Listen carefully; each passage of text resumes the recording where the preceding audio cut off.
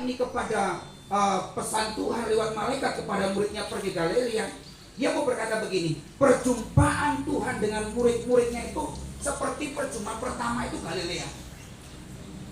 Jadi bahasanya itu ingin membangunkan sebuah cinta, namanya cinta mula-mula yang mau terbangun. Sadar itu bahasa itu. Ingat, seolah-olah sudah pupus harapan, tapi ketika Yesus bangkit dari antara orang mati, pesan itu langsung muncul, ia mendahului kamu ke Galilea. Ada pesan, ada harapan baru, ada kekuatan yang baru yang ada di sana. Ketika kata itu muncul, ia mau berkata begini, aku sebelum kamu datang di Galilea, aku sudah di sana. Lihat Alkitab saudara, pasal 28 ayat yang ke-16.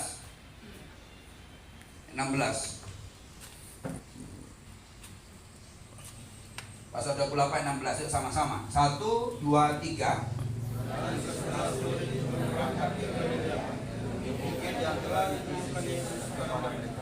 Murid-muridnya pergi ke Galilea. Saya coba pakai Google Map itu.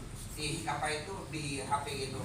Berapa sih jaraknya antara Yerusalem ke bukit namanya Bukit Zaitun, karena perjumpaan di Galilea itu di Bukit Zaitun gitu. Saya lihat di situ tuh kurang lebih kalau perjalanannya itu ya 7 kilo gitu.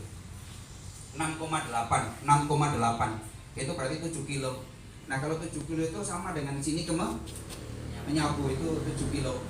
Nah itu bisa dilewati kalau pakai motor ya paling 10 menit. Kalau Pak Agus yang bawa motor ya nggak sampai 10 menit ya Pak Agus, 5 menit. Kalau Pak AC lebih cepat lagi, 3 menit ya, secepat kilat. Tapi kalau untuk Pak Asu ya agak pelan-pelan ya Pak ya. Pak Asu pelan-pelan kalau ke Menyapu. Itu tentang tanah kelahiran ya Pak ya. Menyapu tanah kelahirannya. Karena dia keluarganya banyak di Tonggong. Ya Pak, ternyata kita ini satu daerah Pak. Sama Menyapu nggak boleh saling mendahului. Nah jaraknya itu 7 kilo gitu, dan mereka pergi gitu untuk ke sana untuk ngapain? Sebentuk dari sebuah ketaatan untuk ketaatan apa yang dia diperintahkan, dia melakukannya. Itu lebih terus selanjutnya, Tuhan. Di Galilea itu bermacam-macam suku bangsa. Kalau saudara baca sedikit tentang cerita orang-orang Yahudi nggak senang dengan orang-orang di Galilea, atau kalau dulu tuh Samaria, saudara lihat di situ ceritanya. Orang-orang di situ diambil, dipungut orang-orang pendatang, semuanya bermacam-macam suku, bangsa, kaum dan bahasa. Dan dari situlah Yesus mengajarkan kepada murid-muridnya bagaimana berteman, bagaimana berkomunikasi dengan orang-orang yang berbeda. Bukan hanya orang-orang Yahudi, tapi masih banyak hal yang lain. Di situ mulai terbangun. Saya ketika renungan itu menjadi buah pemikiran. Pantas ketika perintah agung, amanat agung itu berkata, pergilah jadikanlah semua bangsa muridku dan baptislah mereka dalam nama Bapa, Anak dan Roh. Lahir dari apa? Dilihatnya. Saya baca dalam satu bagian itu, kurang lebih Yesus diam di Galilea itu 2 tahun. Dia ada di sana, dia pelajari sebuah tugas emban dibuatnya, dan dia mengerjakannya begitu luar biasa. Ketika perintah agung itu berkata, jadikan semua bangsa muridku, bukan dia bicara dalam komponen, mohon maaf, untuk orang-orang Yahudi. Yesus ditolak oleh orang Yahudi.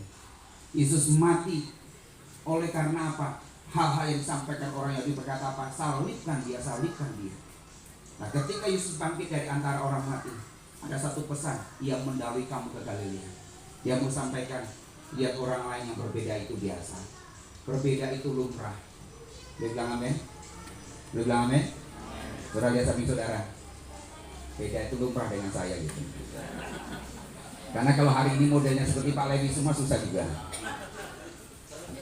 Ya, kemarin saya ketemu Pak siapa itu anggota dewan dari Tayan Hulu tuh, yang satu Pak Heri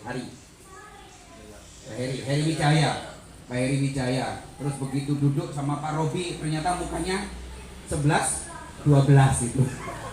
Duduk, ya ampun katanya. Kalau modelnya seperti itu, kenapa? Karena orang salah terka. Silakan Pak Robi, selamat datang dalam acara pernikahan. Tenang yang datang Pak Heri Wijaya.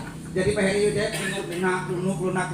Coba kalau saudara semuanya sama modelnya dengan saudara, waduh, kita nggak mau jadi apa sekarang itu. Kalau hari ini kita berbeda, itu bilang ini, itu baik. 1, 2, 3. Kalau berbeda itu baik. kasih tahu sampingnya, jangan bertengkar dengan saya. Jadi hal yang buat kita untuk berbeda biasa aja, lumrah kok. Ya kok, saya panggil dia Koko. Kalau yang sini saya panggil abang, yang belakangnya saya panggil mas. Berbeda itu lumrah sama Tuhan. Jadi dalam hidup kita, saya sering katakan di jemaat, biasa aja, beda biasa aja. Ya pesan saya satu aja.